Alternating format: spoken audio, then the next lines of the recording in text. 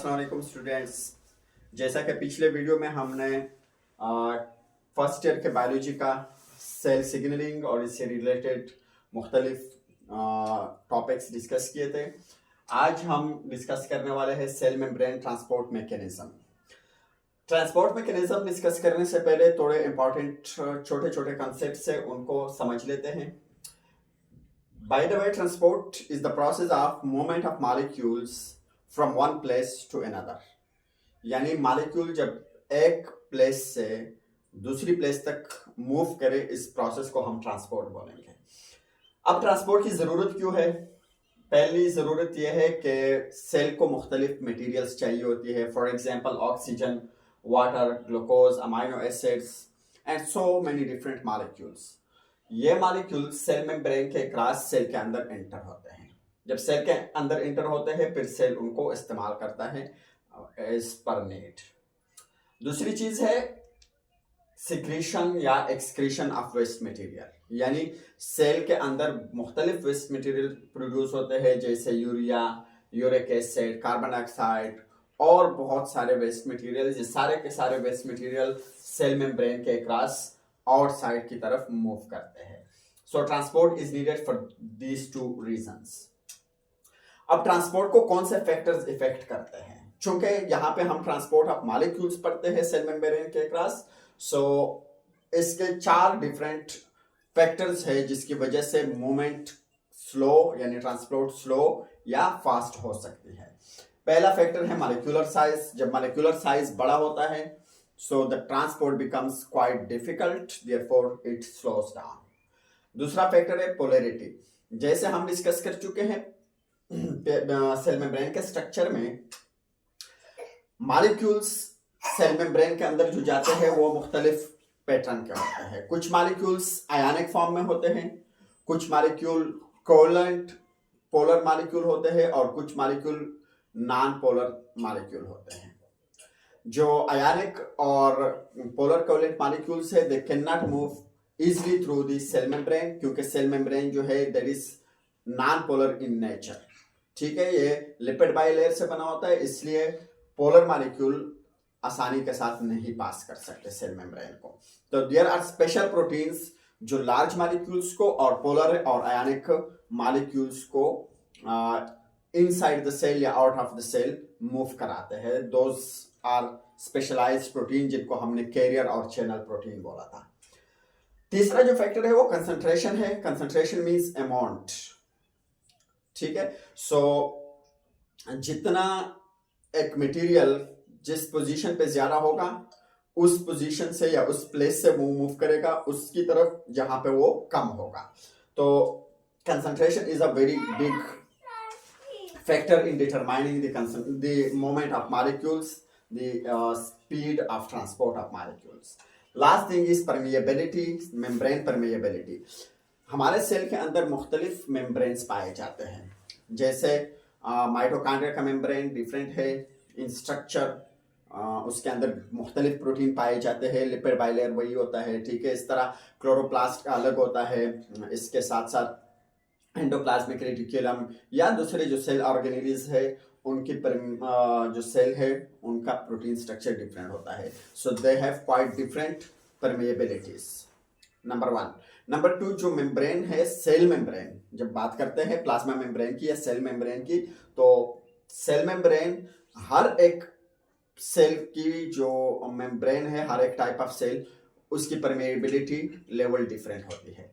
For example, हमारे liver cell की permeability निस्बतन ज़्यादा है हमारे हमारे जो बोन सेल्स है उसकी निस्बत। हमारे न्यूरॉन की परमेएबिलिटी ज़्यादा है as compare to our skin cells. So we have quite different permeability levels for each type of cell that we encounter in our system. इस तरह प्लांट्स के अंदर अगर देखा जाए तो प्लांट के जो रूट वाले सेल्स है उनकी परमेएबिलिटी निस्बतन ज़्यादा है towards different ions and water as compared to their leaf cells, जहाँ पे परमेएबिलिटी ऑक्सीजन और कार्बन डाइऑक्साइड के लिए ज़्यादा है, लेकिन वाटर के लिए वो परमेएबिलिटी उतनी ज़्यादा नहीं है। सो different types of cell have different permeability due to their difference in their molecular structure. अच्छा, अब आते हैं कंसंट्रेशन ऑफ सोल्यूशन की तरफ। जैसा कि आपको पता है कि solution is a homogeneous mixture of two और मोर देन टू सब्सटेंसेस, यानी जब दो चीजें आपस में मिल जाए और वो बिल्कुल एक दूसरे के अंदर डिसॉल्व हो जाए, दोनों में हमें फर्क करना नहीं आए, तो फिर उसको हम सोल्यूशन बोलेंगे। सोल्यूशन के अंदर दो चीजें होती है, सॉल्वेंट और सोल्यूट। ठीक है, सॉल्वेंट ज्यादा मिकदार में होता है और सोल्यूट कम मिकदार में पाया जाता है। जब हम बायोलॉजी में बात करते हैं तो हमारे सेल्स जो है वो एक इन्वायरमेंट के अंदर रहते हैं, उस वो इन्वायरमेंट सोल्यूशन पर मुश्तमिल होता है, और सेल के अंदर जो साइटोप्लाज्म है सेल का, वो भी सोल्यूशन पर मुश्तमिल होता है। So there are two different solutions. ठीक है, अब जब दो सोल्यूशन को आपस में कंपेयर करते हैं basis on the basis of amount of solute, तो फिर हम तीन मुख्तलिफ किस्म के सोल्यूशंस बनाते हैं। इस बीकर में अगर आप देखें तो मैंने ये एक बीकर लिया है और इस बीकर के अंदर ये मैंने एक सेल डाला हुआ है। ठीक है, this is a living cell. अब अगर आप देखें तो मैंने रेड मार्कर से सोल्यूट शो किया है और ग्रीन मार्कर से मैंने सॉल्वेंट शो किया है। अब देखें, ये जो बाहर का सोल्यूशन है, सेल से बाहर सोल्यूशन, इसको मैंने सोल्यूशन ए बोला है, और सेल के अंदर जो सोल्यूशन है इसको सोल्यूशन A1 मैंने कहा है। यहां पे सोल्यूट की मिकदार ज्यादा है। रेड कलर में जो मैंने शो किया है सोल्यूट, ये ज्यादा क्वांटिटी में है और सॉल्वेंट कम क्वांटिटी में है बनिस्बत बाहर के। बाहर देखें तो सोल्यूट कम क्वांटिटी में है और सॉल्वेंट ज्यादा क्वांटिटी में है। तो अगर दोनों को कंपेयर किया जाए तो ये मैं कह सकता हूं कि बाहर का सोल्यूशन लेस कंसंट्रेटेड है और अंदर का सोल्यूशन मोर कंसंट्रेटेड है। इसलिए जो मोर कंसंट्रेटेड सोल्यूशन है उसको हम हाइपरटोनिक बोलेंगे, और जो लेस कंसंट्रेटेड सोल्यूशन है, यानी जहां पे सोल्यूट की अमाउंट कम है, तो उसको हम हाइपोटोनिक बोलेंगे। हाइपो मींस लो, टॉनिक मींस साल्ट, और हाइपर मींस हाई या मोर, टॉनिक मींस साल्ट। यानी ऐसा सोल्यूशन जिसमें दूसरे की निस्बत साल्ट की अमाउंट कम हो उसको हाइपोटोनिक बोलेंगे, और ऐसा सोल्यूशन जिसमें दूसरे के निस्बत साल्ट की अमाउंट या सोल्यूट की अमाउंट ज्यादा हो उसको हाइपरटोनिक बोलेंगे। ठीक है, हाइपरटोनिक। अब आते हैं इस सोल्यूशन की तरफ। इस सोल्यूशन में बाहर देखें तो सोल्यूट की मिकदार ज्यादा है और सॉल्वेंट की मिकदार निस्बतन कम है। अंदर देखें तो सोल्यूट की मिकदार कम है बनिस्बत बाहर के। तो इसको हम, जो अंदर वाला सोल्यूशन है सेल के, उसको हम हाइपोटोनिक बोलेंगे। ठीक है, B1 को हम हाइपोटोनिक बोलेंगे और B जो सोल्यूशन है उसको हाइपरटोनिक बोलेंगे। ठीक है, जो अंदर का सोल्यूशन है उसमें सोल्यूट की अमाउंट कम है इसलिए इसको हाइपोटोनिक B1 को, और जो B सोल्यूशन है मेरे पास बाहर पड़ा है उसको हाइपरटोनिक बोलेंगे। और तीसरे सोल्यूशन में दोनों की कंसंट्रेशन करीबन एक जैसी है, यानी सेल के अंदर जो सोल्यूशन है C1 और सेल से बाहर जो सोल्यूशन है C, दोनों की कंसंट्रेशन सोल्यूट की करीबन एक जैसी है, इसलिए हम ऐसी कंडीशन को आइसोटोनिक बोलेंगे। Iso means same, tonic means salt.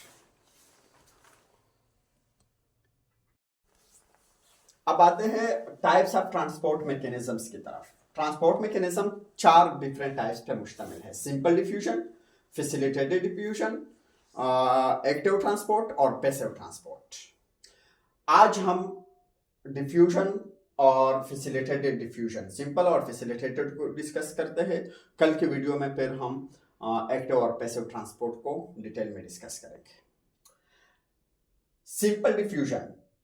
Simple diffusion is the movement of molecules from higher concentration to lower concentration, यानी जहां पे मॉलिक्यूल की तादाद ज्यादा होती है और वहां से लेकर मॉलिक्यूल्स उस तरफ जाएं जहां पे उनकी तादाद कम हो, इसको हम बोलेंगे सिंपल डिफ्यूजन। सिंपल डिफ्यूजन के लिए जरूरी है कि मॉलिक्यूल की साइज कम हो, और दूसरी बात जरूरी है कि वो नॉन पोलर मॉलिक्यूल्स हो, यानी ऐसे मॉलिक्यूल जो स्मॉल साइज का हो और नॉन पोलर नेचर हो तो वो जा सकते हैं। मिसाल के तौर पर कार्बन डाइऑक्साइड, वाटर की मैं जिक्र नहीं करूंगा, यहाँ पे मैंने लिखा था, लेकिन वाटर के लिए एक स्पेशल तरीकाकार होता है। कार्बन डाइऑक्साइड, ऑक्सीजन या कुछ न्यूट्रल स्मॉल अमाइनो एसिड से वो चीजें सेल मेम्ब्रेन के क्रॉस मूव कर सकते हैं because these are non polar as well as they have a very small size. दूसरा है फैसिलिटेटेड डिफ्यूजन। फैसिलिटेटेड डिफ्यूजन एक ऐसा प्रोसेस है जिसमें मॉलिक्यूल अगेन हायर कंसंट्रेशन से लोअर कंसंट्रेशन की तरफ जाते हैं, यानी वहां से जहां पे उनकी मिकदार ज्यादा हो वहां से वो मूव करते हैं उस तरफ जहां पे उनकी मिकदार कम हो। लेकिन यहाँ पे एक डिफरेंस है, यहाँ पे जैसे हमने कहा कि स्मॉल और नॉन पोलर मॉलिक्यूल होंगे, यहाँ पे लार्ज मॉलिक्यूल्स और पोलर मॉलिक्यूल्स दोनों जा सकते हैं, ठीक है। आयंस, पोलर मॉलिक्यूल्स और large size molecules they can move with the help of different proteins. मुख्तलिफ प्रोटीन्स है जो इन मॉलिक्यूल्स को कंसंट्रेशन ग्रेडियंट के थ्रू मूव कराते हैं, ठीक है।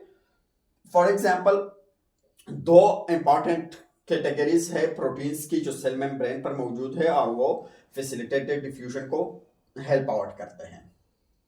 एक है कैरियर प्रोटीन्स, हम सेल मेम्ब्रेन के स्ट्रक्चर में पढ़ चुके हैं। कैरियर प्रोटीन्स ऐसे प्रोटीन है जो बाहर कंसंट्रेशन में जहां पे मॉलिक्यूल ज्यादा पड़े हैं वहां से उनके साथ बाइंड करते हैं, उनका शेप चेंज करते हैं और उसको सेल के अंदर लेके आते हैं, ठीक है।